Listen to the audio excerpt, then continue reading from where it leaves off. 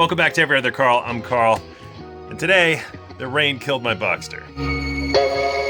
Turns out the car got flooded a little bit right underneath the driver's seat where the immobilizer sits, and that immobilizer got corroded.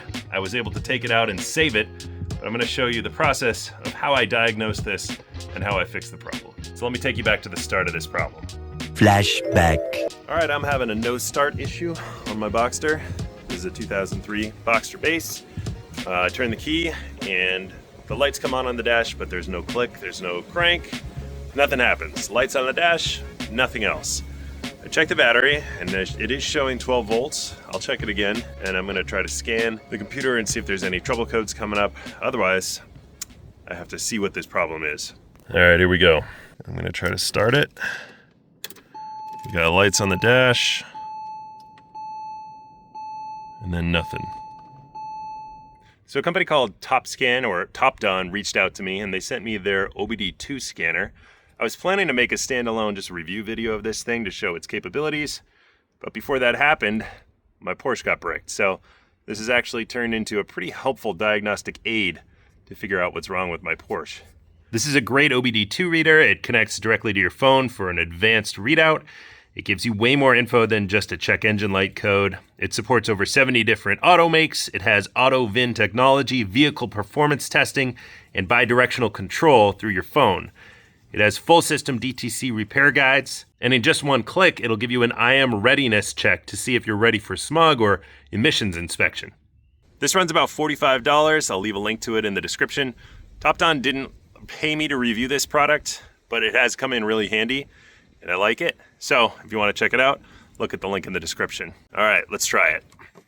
All right, I missed it, but it turned on once. I had my scanner plugged in, the TopDon scanner, and I had hit the diagnostic tool.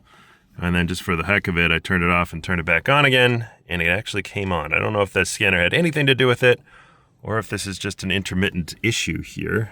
So I'm gonna try to turn it off and on again a few times and see if it stays on, or see if it comes back on.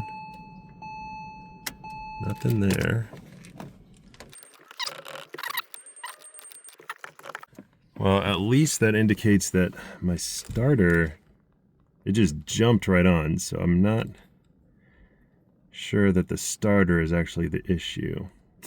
All right, I gotta keep thinking. All right, so I have discovered something. P0513, that's the immobilizer fault code. So it's saying that my key is not being recognized. This key definitely works.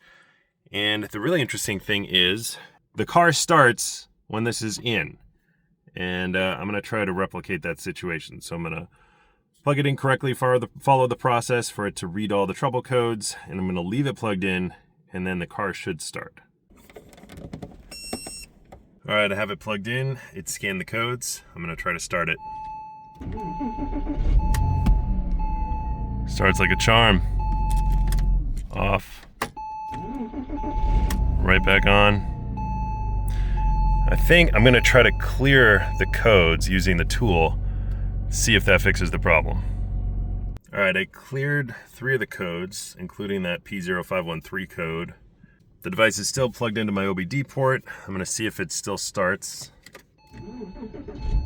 It does. All right, I'm gonna try to remove my scanner tool here. I'm gonna turn the car off and see if it turns back on.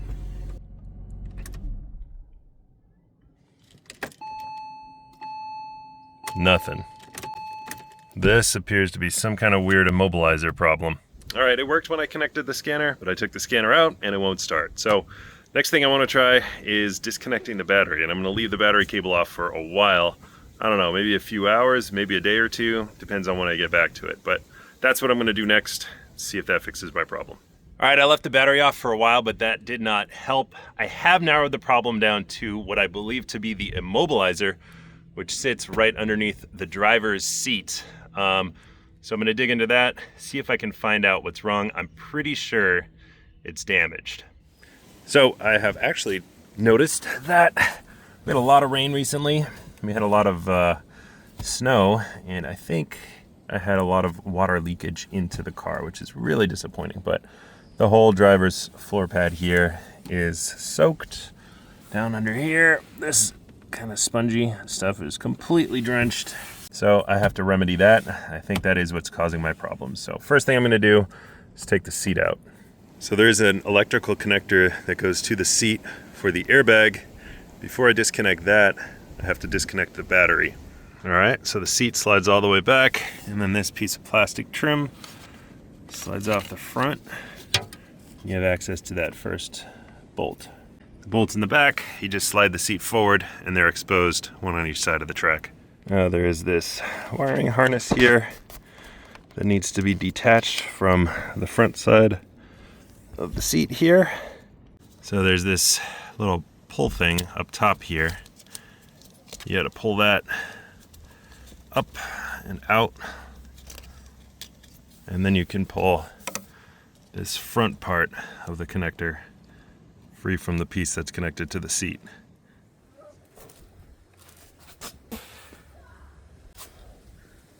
Yeah, look at that. Completely full of water. All right, got the shop vac.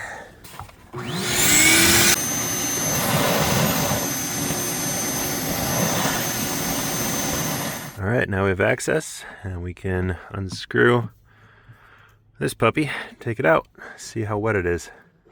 Seeing some corrosion. So definitely a little bit of corrosion in there. I have some mass airflow sensor cleaner.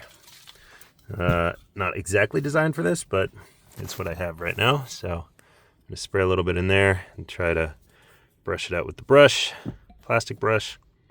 And then I'm gonna open this up and see how bad it is. So this has some little clips along the sides. You can pop them over and open gently with a flathead screwdriver. And the two parts just separate. So we definitely had some water get in here. We got some corrosion over here. So I don't really know what's affected here, but I'm gonna try to clean it out and hope for the best. All right, so I was able to take the board out of the box and look at the bottom side, and there's definitely a lot more corrosion down here. I don't know what's happening, but it doesn't look good.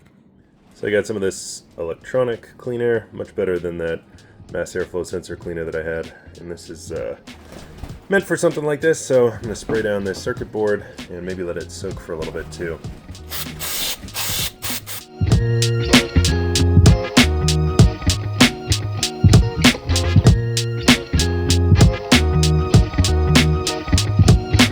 Alright, now that it's clean, I'm going to put some dielectric grease on it, especially in the areas that were corroded, just to help keep it from corroding again in the future.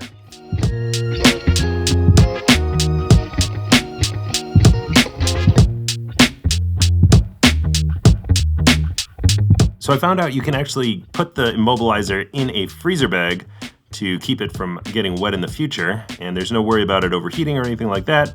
You can also add value to the freezer bag by writing Porsche on it. With the Immobilizer taken care of, I focused on drying the floor. I ended up pulling up the carpet, you only need to remove a few trim pieces, and wringing the spongy carpet liner into towels, and using a fan to pull as much moisture out as possible. I used a bunch of Lysol disinfectant to keep mildew from growing, and I let the carpet air out for 3 days. Then it was finally time to put everything back together.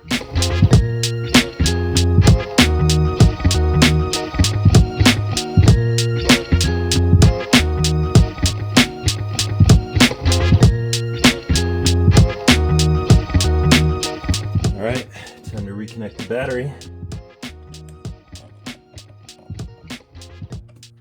Let's have our moment of truth. Before I try to start it, I want to go through the deep sleep mode. So I'm going to use the key, lock it, unlock it. That works. Here we go.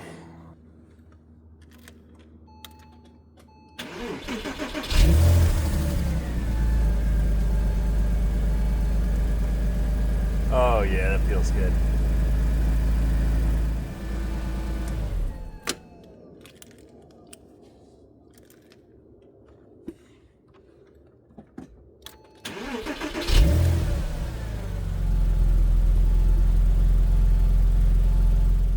right, it's been over a week and the Boxster has been starting perfectly. I'm really happy I was able to catch that problem before any more water got into the car, and that I was able to actually save the immobilizer. That saved me a lot of money. So I hope this video was helpful for you. If you have any questions or comments, go ahead and leave it in the comments section below. I'll be back working on this later. But until next time, I'm Every Other Carl. Please like, comment, and subscribe, and I'll see ya. I've been way more diligent about putting my car cover on, by the way. I recommend you do the same. All right, see ya.